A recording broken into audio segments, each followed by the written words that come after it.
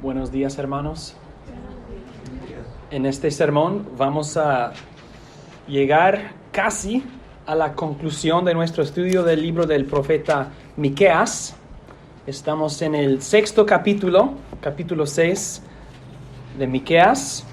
Y hace 2 semanas, en Miqueas 5, vimos una profecía del nacimiento del Señor Jesucristo. El nacimiento de uno que es de Belén, pero también es de los días desde la eternidad. Dios encarnado. En Miqueas capítulo 6, que es el enfoque de este sermón, el profeta regresa a los temas y tópicos de los primeros capítulos, en particular la manera en que él revela los pecados de Israel y Judá y declara su castigo, su juicio, su condenación. Entonces, lo que vamos a hacer, como hemos hecho en los otros sermones, es leer el capítulo y voy a hacer algunos comentarios durante la lectura para explicar el texto. Y luego los puntos después, hay 2 puntos principales con algunos otros puntos bajo cada uno. Leamos entonces capítulo 6 de Miqueas, y para entender la lectura es necesario imaginar una corte, o un corte. Una corte, porque vemos un juez acusando a los culpables. Miqueas capítulo 6. Oíd ahora lo que dice Jehová. Levántate, contiende contra los montes, y oigan los collados tu voz. Oíd, montes, y fuertes cimientos de la tierra, el pleito de Jehová. Porque Jehová tiene pleito con su pueblo, y altercará con Israel. Eso es un juicio, es una corte. ¿Qué dice Dios? ¿Cuál es su pleito contra su pueblo? Versículo 3. Pueblo mío, ¿qué te he hecho? ¿O en qué te he molestado? Responde contra mí, porque yo te hice subir de la tierra de Egipto, y de la casa de servidumbre te redimí, y envié delante de ti a Moisés y a Aarón y a María. Pueblo mío, acuérdate ahora que aconsejó Balac, rey de Moab, y que le respondió Balaam, hijo de Beor, desde Sittim hasta Gilgal, para que conozcas las justicias de Jehová. Dios entonces acusa a su pueblo de haberse olvidado de todas las proezas y los prodigios y todas las cosas maravillosas que Dios había hecho para ellos. Dios dice, ustedes se han olvidado de todo lo que yo les he dado y todo lo que yo he hecho para ustedes. Yo les puse en libertad. Yo los libré de su esclavitud en Egipto. Yo les di la tierra de Canaán gratuitamente. Les di una herencia maravillosa y hermosa en Canaán. Y les he dado los reyes y los profetas y los sacerdotes para servir y para ministrar. Y yo derroté a ejércitos y reinos y reyes poderosos. ¿Qué te he hecho? ¿En qué te he molestado? Y la acusación es entonces, ¿y cómo han respondido Israel y Judá? ¿Cómo han respondido? ¿Cómo han reaccionado a todo lo que yo he hecho para ustedes? Hay una desproporción entre las acciones de Israel en comparación con todo lo que Dios les ha dado y todo lo que Dios ha hecho para ellos. Ellos han abusado la bondad de Dios, han abusado la paciencia de Dios, han ignorado su misericordia y se han apartado de Él, se han desviado de Él. Y en los versículos 6 y 7 vemos que Israel y Judá se dan cuenta de que son culpables. Los versículos describen una persona que quiere restaurar o quiere resolver la situación, pero no sabe cómo.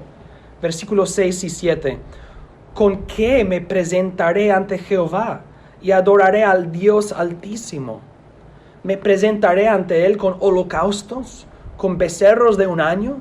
¿Se agradará Jehová de millares de carneros o de 10,000 arroyos de aceite? ¿Daré mi primogénito por mi rebelión, el fruto de mis entrañas por el pecado de mi alma? En estos versículos vemos un hombre que está buscando algún remedio para su pecado. Yo sé que soy culpable. Yo sé que Dios me ha acusado correctamente.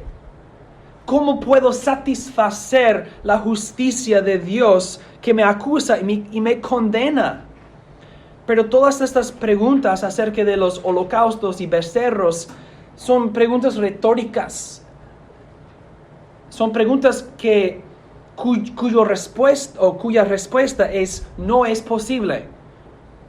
La pregunta es, ¿me presentaré ante Él con holocaustos, con becerros de un año?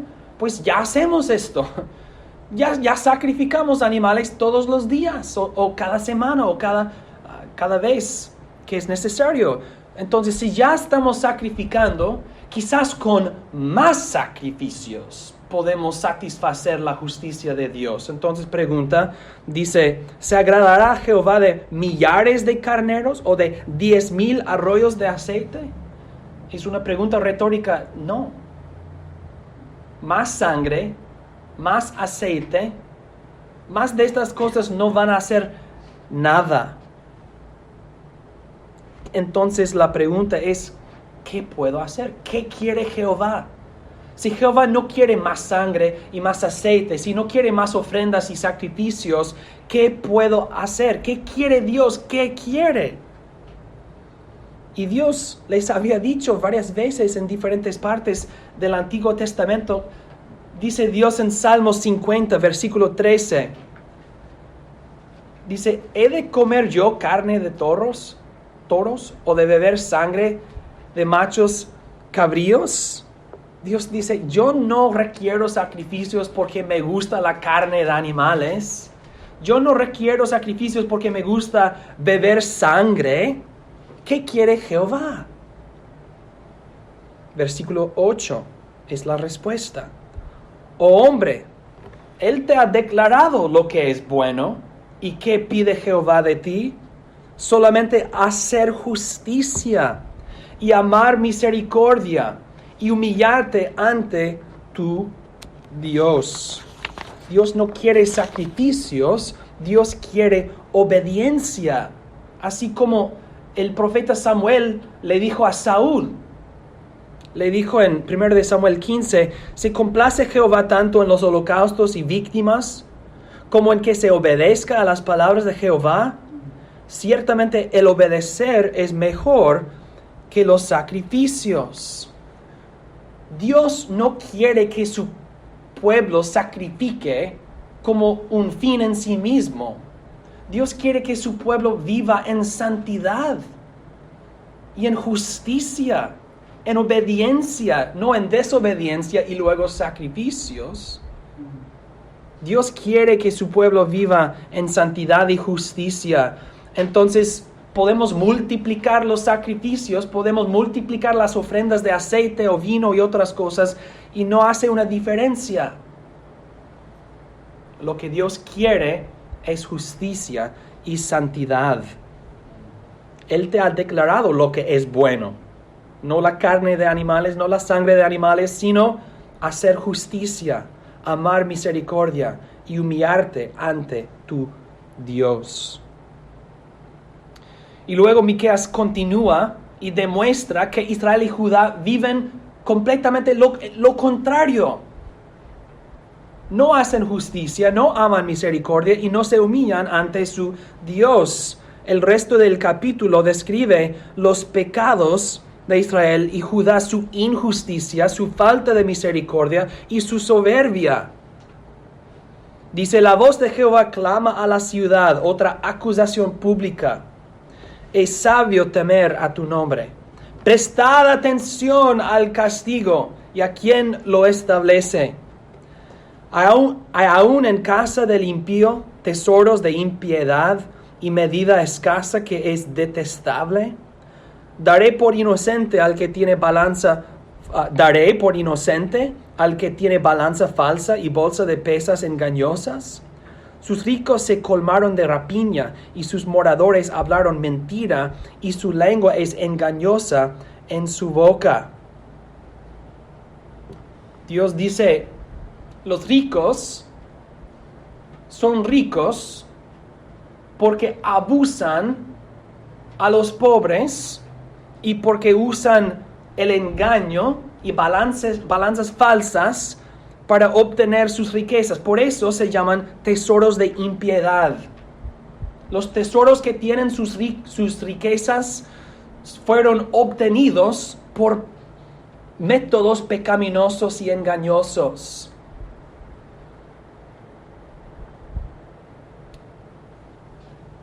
Dice en versículo 12, sus ricos se colmaron de rapiña.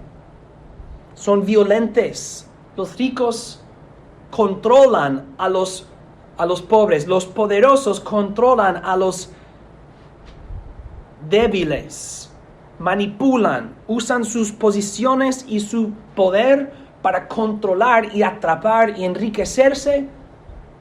Y mientras tanto están los pobres y los débiles están sufriendo y sufriendo. Es una relación de abuso y aflicción. Son mentirosos. Y Dios entonces ha declarado, yo tengo un pleito. Su pleito es que Dios es inocente, Dios les ha bendecido con todo, pero su pueblo se ha olvidado de sus misericordias. Su pueblo no ha vivido en justicia y santidad. Ellos son culpables. Entonces Dios luego, en versículo 13 y los otros versículos después, pronuncia su condenación, pronuncia la sentencia contra los culpables. Pero para entender esta sentencia, su condenación, es necesario reconocer que Miqueas, o Dios por medio de Miqueas, está proclamando, pronunciando las maldiciones del pacto que Dios había hecho con el pueblo de Israel por medio de Moisés. Dios hizo un pacto con Israel por medio de Moisés y Dios les había dicho, ustedes tienen que andar en mis estatutos, ustedes tienen que guardar mis mandamientos. Y si hacen esto, yo los bendeciré, yo los multiplicaré, yo les daré a ustedes todo lo que necesitan para vivir en la tierra de Canaán, que es su herencia. Pero también Dios les amenazó. Dios les dijo, si no andan en mis estatutos, si no guardan mis mandamientos, yo los destruiré. Yo derramaré sobre ustedes maldición sobre maldición sobre maldición. Esto fue el pacto que Dios hizo con ellos. Y vemos en Levítico 26 o Deuteronomio 28, en varios lugares, las maldiciones del pacto. Y en su propio tiempo recomiendo que lean de Levítico 26 para entender mejor Miqueas 6, 13 hasta el fin del capítulo. Pero leamos de Miqueas 6, los versículos 13 al 16, que es la maldición, la sentencia, la condenación contra Israel y Judá por sus pecados y por su desobediencia al pacto mosaico, el pacto con Moisés. Dice Dios, por eso, como consecuencia, por eso yo también te hice enflaquecer, hiriéndote, asolándote por tus pecados. Comerás y no te saciarás, y tu abatimiento estará en medio de ti. Recogerás, mas no salvarás, y lo que salvares lo entregaré yo a la espada. Sembrarás, mas no segarás. Pisarás aceitunas, mas no te ungirás con el aceite, y mosto, mas no beberás el vino. Porque los mandamientos de Omri se han guardado, y toda obra de la casa de Acab, y en los consejos de ellos anduviste, para que yo te pusiese en asolamiento y tus moradores para burla.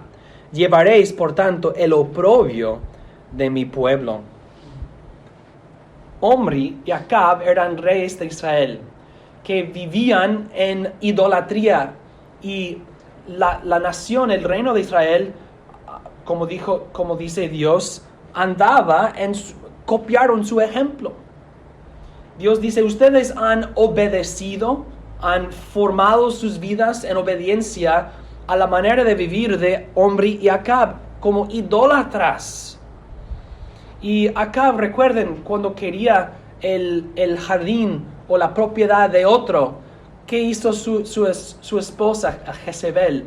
Ella robó esta propiedad por matar. Acusaron falsamente a otro israelita de haber maldecido o maldicho el nombre de Jehová. Fue una acusación completamente falsa. Entonces el pueblo apedreó al hombre para matarlo, y así muerto el rey Acab tomó su propiedad. Manipularon, engañaron, mintieron, mataron. Así vivía Acab, en idolatría, violencia y mucho más. Y Omri era igual. Dice Dios, ustedes son como tus reyes, o como sus reyes. Y por vivir así, por eso, yo voy a derramar sobre ustedes las maldiciones del pacto. Ustedes van a ser destruidos. La venganza del pacto viene pronto. Pues hermanos, ¿qué podemos aprender de un capítulo sobrio y serio como esto? ¿Qué podemos aprender de Miqueas capítulo 6? Dos cosas. En primer lugar, el primer punto, el título es Lamenten y arrepiéntanse. Lamenten y arrepiéntanse.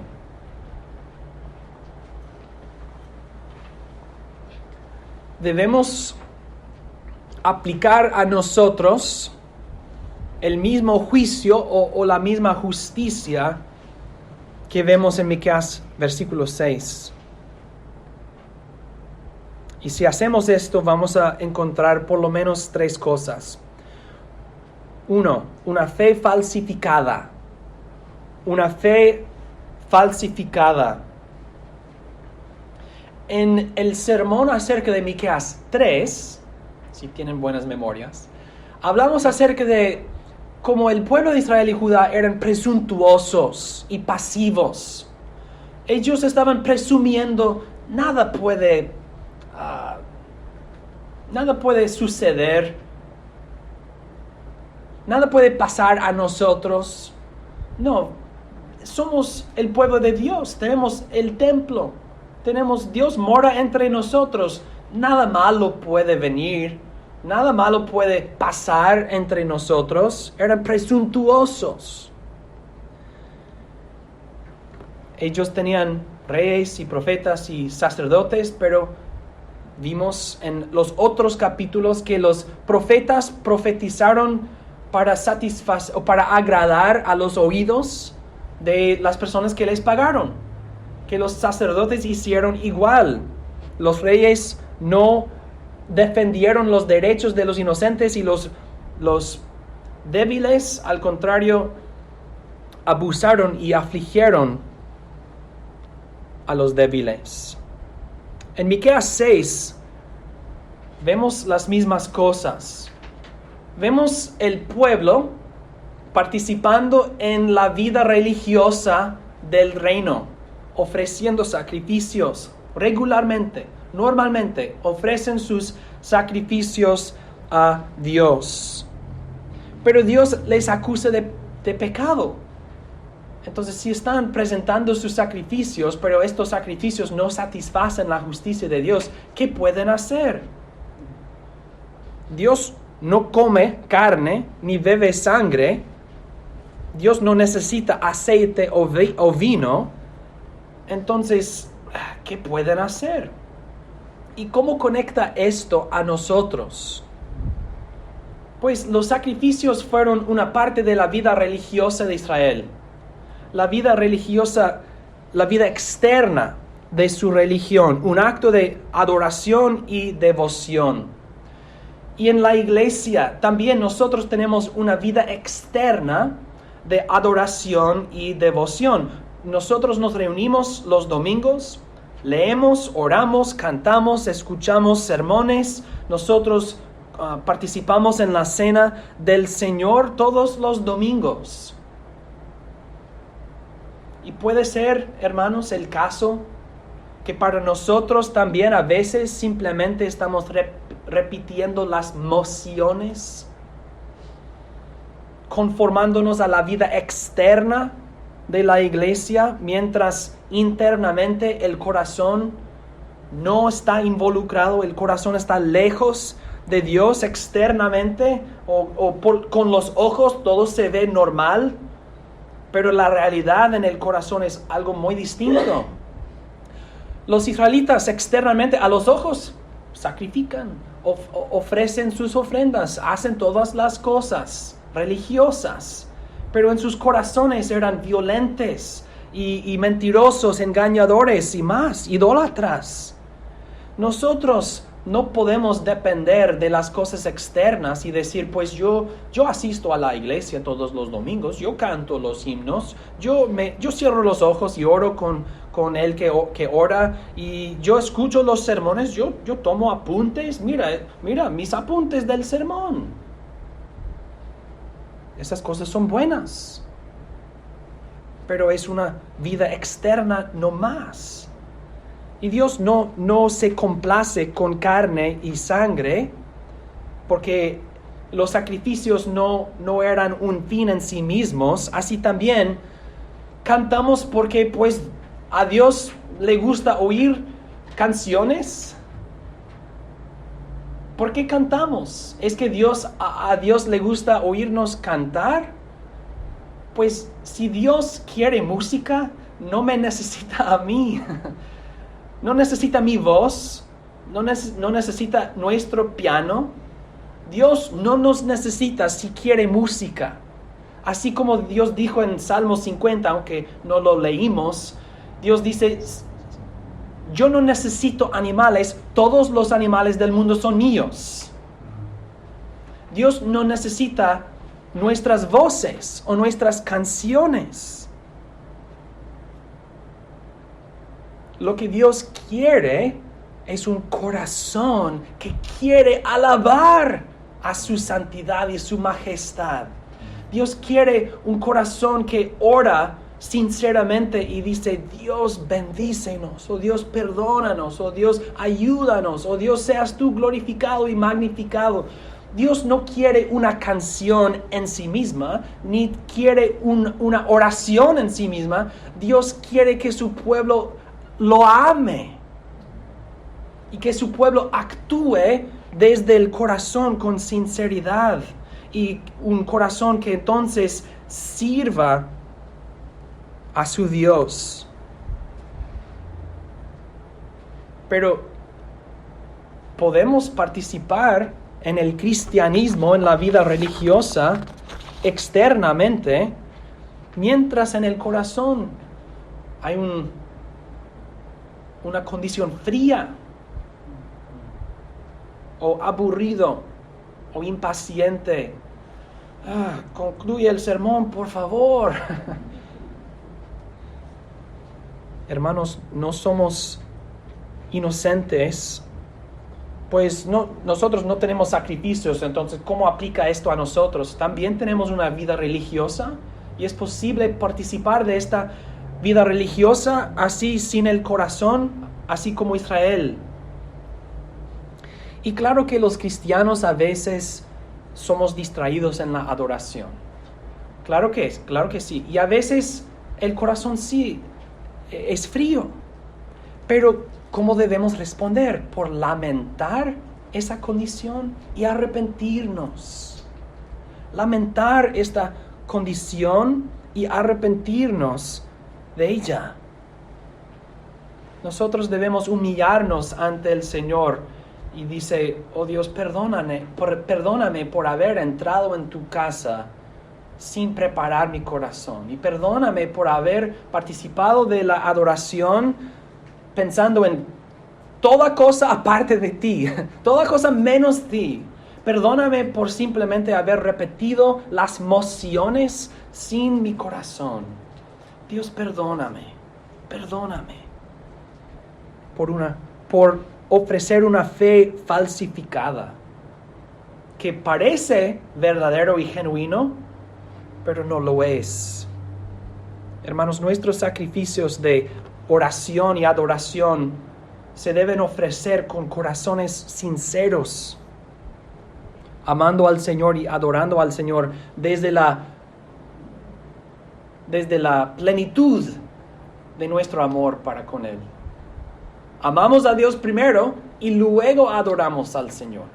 Pero es posible adorar al Señor sin amarlo en el corazón. Si hemos hecho esto, debemos lamentar y arrepentirnos de una fe falsificada que parece genuino, pero no lo es. Segundo, el egoísmo y la soberbia. Dios acusa a los israelitas de tener tesoros de impiedad, tesoros que obtuvieron por violencia y el engaño y la manipulación y más. Y vemos en estos pecados que la raíz es el egoísmo y la soberbia, un amor para ti mismo. Yo me amo. Esto es el egoísmo. Yo me amo. Esto es la soberbia. Y yo quiero lo mejor para mí, aun si otros tienen que sufrir para que yo tenga esas cosas. Los ricos que tenían tesoros de impiedad, ellos se enriquecieron a sí mismos, pero, ¿cómo decir? At the expense of, a costa de los pobres o los débiles.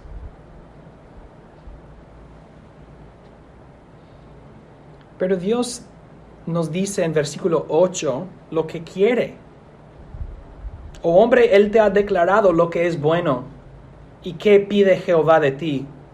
Solamente hacer justicia y amar misericordia y humillarte ante tu Dios. La ley de Dios se resume en el amor para con Dios y el amor para con nosotros mismos. No. El amor para con Dios y el amor para con el prójimo, el otro. Entonces los que guardan la ley de Dios y obedecen a su Dios, amarán a Dios primero y luego amarán al prójimo, no a sí mismos. Lo que Dios requiere y quiere es que su pueblo hagan justicia y amen misericordia, no que se enriquecen a costa de otros. Y hermanos, quizás decimos, pero no somos los ricos. No estamos enriqueciéndonos a costa de otras personas. ¿Cómo aplica esto a nosotros? No tenemos posiciones de poder o influencia, etc. No somos los reyes de esta tierra, ni somos los gobernadores, etc. Pero la verdad es que en nuestras relaciones, sobre todo el matrimonio, pero en todas las relaciones, nosotros practicamos los mismos pecados en otras formas. El egoísmo y la soberbia se manifiestan en todas nuestras relaciones porque usamos violencia verbal y engañamos y manipulamos para obtener lo que queremos en perjuicio de otros o a costa de otros. Hermanos, hay muchas relaciones opresivas en que hay una desproporción entre el beneficio y el esfuerzo de uno y el beneficio y el esfuerzo del otro, donde el amor y la afección uno rehúsa dar su amor y su afección hasta que el otro haga algo para merecer o agradar. Cuando yo tengo lo que quiero, entonces yo te daré amor y afección. Eso es opresión, eso es abuso. Eso es el egoísmo y la soberbia. Cuando yo tengo lo que yo quiero, entonces yo te daré lo que tú quieres, si quiero. Y nosotros decimos, los ricos en Israel abusaron a los pobres. Yo nunca haría esto. Pero en nuestras relaciones abusamos al otro con violencia verbal. Una mujer que grita y grita y critica a su esposo hasta que él haga lo que ella quiere. O un esposo que no expresa palabras de amor y afección hasta que ella haga lo que él quiere. Todos nosotros podemos hacer esto en diferentes formas. Violencia verbal, el engaño, la manipulación. Tenemos que preguntarnos, ¿soy yo una bendición o una maldición para el otro, para mi esposa o para mi amigo en cualquier relación? ¿Es la vida del otro mejor por ser mi amigo o por ser mi esposa debido a mis acciones? En Miqueas 6 vemos una relación entre israelitas e israelitas. Pero algunos están sufriendo, otros están aprovechándose. Podemos hacer las mismas cosas. Y si hacemos esto, ¿cómo debemos responder? Por lamentar y arrepentirnos. Lamentar y arrepentirnos. Yo no he hecho justicia, yo no he amado misericordia, no me he humillado ante mi Dios. Entonces ahora voy a hacer justicia y amar misericordia y humillarme ante mi Dios. Voy a lamentar mis pecados y arrepentirme de ellos. Número 3. Los pecados contra la gracia.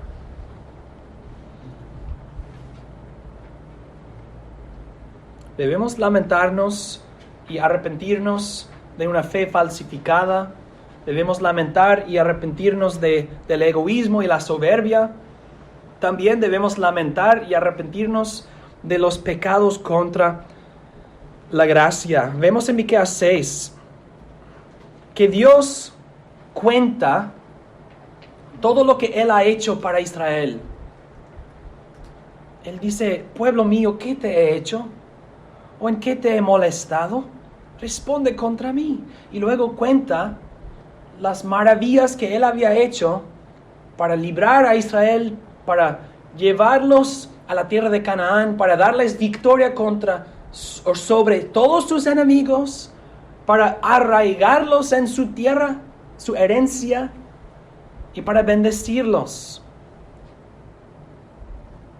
Y después de oír y ser recordados de todo lo que Dios había hecho para ellos, entonces Israel finalmente confiesa que son culpables. ¿Con qué me presentaré ante Jehová? No tienen defensa, no tienen excusa, no tienen defensa. Cuando escuchan lo que Dios había hecho para ellos, todo lo que Dios había hecho, entonces se dan cuenta de su pecado, de su injusticia, de su ingratitud, de sus pecados contra la bondad y la misericordia y el poder de Dios. Y así también, hermanos, nosotros debemos lamentar y arrepentirnos de nuestros pecados contra la gracia de Dios. Nosotros estábamos muertos en nuestros pecados y delitos, sin esperanza, sin ayuda, condenados al infierno por nuestra impiedad. Pero Dios, que es rico en misericordia por su gran amor con que nos amó, aun estando nosotros muertos en pecados, nos dio vida juntamente con Cristo. Por gracia sois salvos. Por gracia, gratuitamente.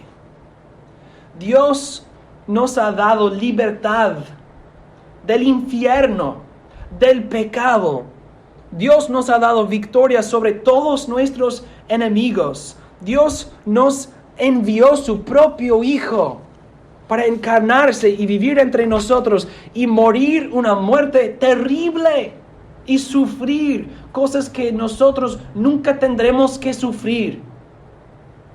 Dios nos ha dado todo. Dios nos ha dado todo. ¿Qué hay que Dios no nos ha dado? Más que uno puede imaginar o desear.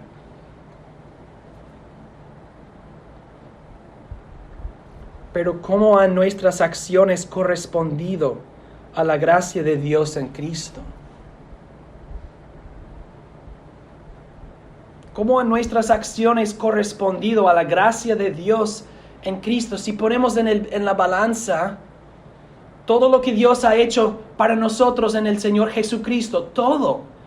Y luego al otro lado, nuestra reacción. Y nos preguntamos si hay una correspondencia entre lo que Dios ha hecho para nosotros y nuestra reacción. Vemos en lugar de vivir en gratitud y obediencia, hemos vivido en el pecado.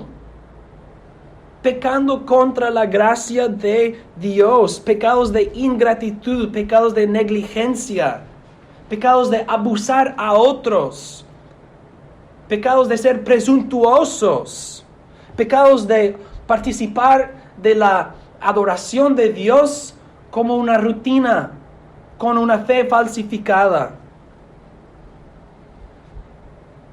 sirviéndonos a nosotros mismos, obedeciendo nuestros estómagos.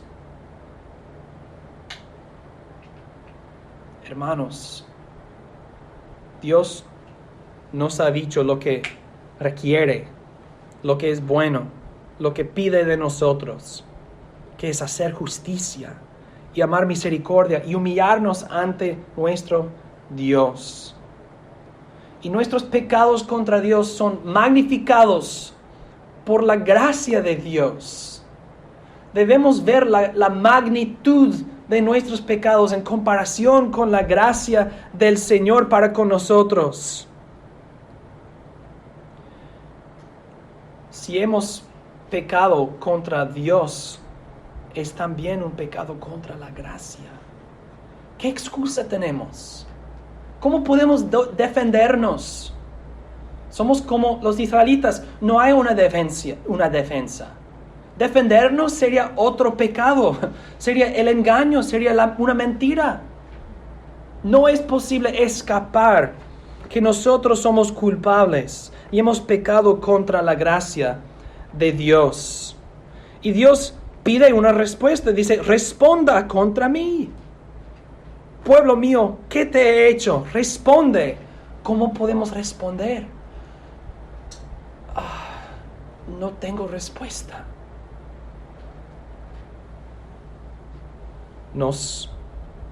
Nosotros debemos lamentar y arrepentirnos. Pero hermanos, ¿aceptará Dios nuestra lamentación? ¿Aceptará Dios nuestro arrepentimiento? La verdad preciosa es que sí. Dios aceptará nuestra lamentación. Dios aceptará nuestro arrepentimiento, pero no por nosotros, sino por el Señor Jesucristo. Punto número 2.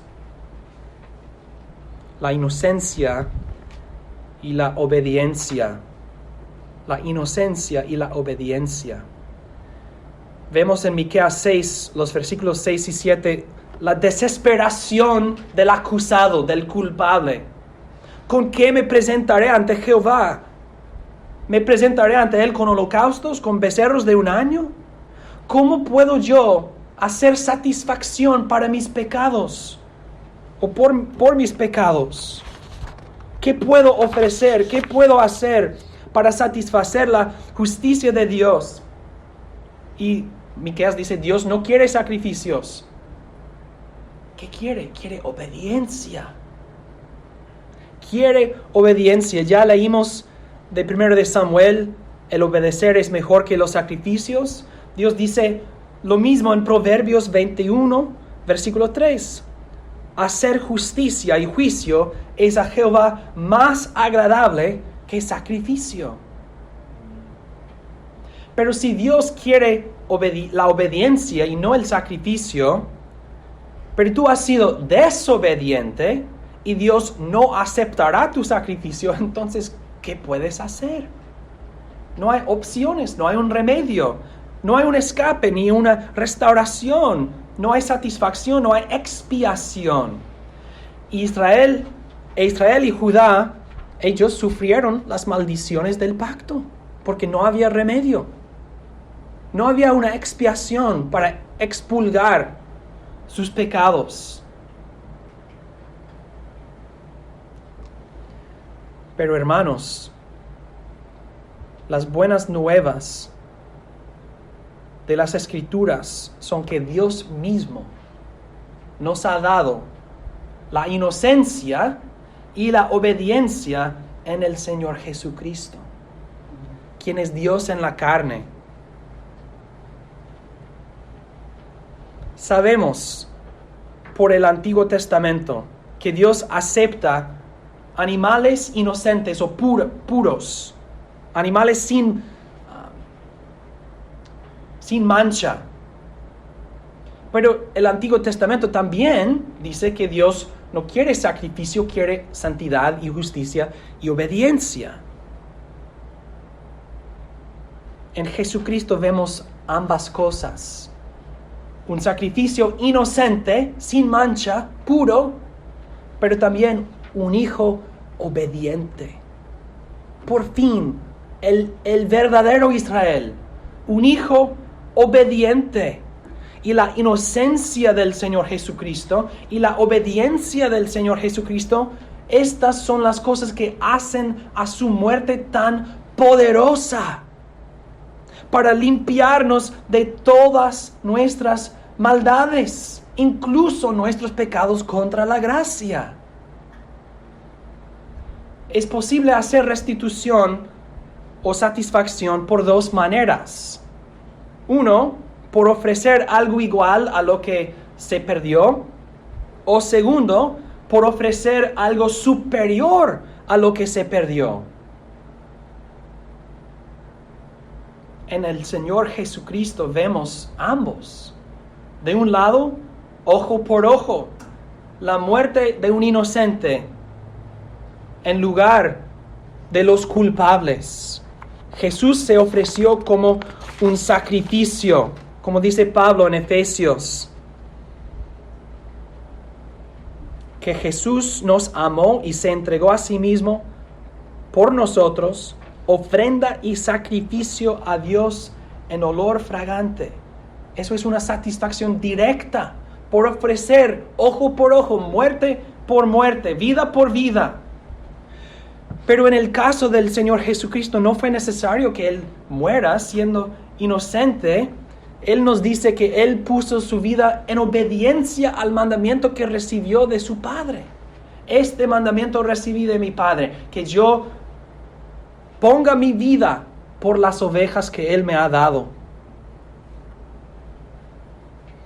Por lo tanto, su muerte no es simplemente el sacrificio de una víctima inocente, vida por vida, sino es también la ofrenda de una obediencia perfecta. Y la justicia del Señor Jesucristo, su bondad, su amor, su misericordia, su santidad, estas cosas hacen a su sacrificio más agradable. Más agradable. Hacer justicia y juicio es a Jehová más agradable que sacrificio. El Hijo primogénito, el Señor Jesucristo, entregó su cuerpo y derramó su sangre, inocente, puro, sin mancha, sin pecado, y puso su vida en obediencia, en justicia, en santidad, y fue aceptado por Dios. Aceptado por Dios, ofrenda y sacrificio a Dios en olor fragante. ¿Por qué es que Dios recibe y acepta el sacrificio de Jesucristo? Porque Él es no solamente inocente, sino también obediente. Y Dios quiere la obediencia. La obediencia es más poderosa. Porque Jesús ofreció no solamente algo directo, ojo por ojo, sino algo mejor, la obediencia. Entonces, hermanos, si nosotros estamos en la desesperación de la culpa, Y nosotros decimos y nos preguntamos, ¿con qué me presentaré ante Jehová? ¿Me presentaré ante Él con holocaustos, con becerros de un año? ¿Cómo puedo yo hacer satisfacción por mis pecados? La única esperanza, la única respuesta, ¿cuál es? Ofrecer a Dios el sacrificio de su Hijo, el Señor Jesucristo, quien satisfizo la ley de Dios y la justicia de Dios en nuestro lugar, cuya inocencia y obediencia han hecho satisfacción y expiación, una obediencia e inocencia que se ofrecen gratuitamente a todos los que invocan el nombre del Señor Jesucristo. Y por eso, hermanos, Dios acepta nuestro arrepentimiento.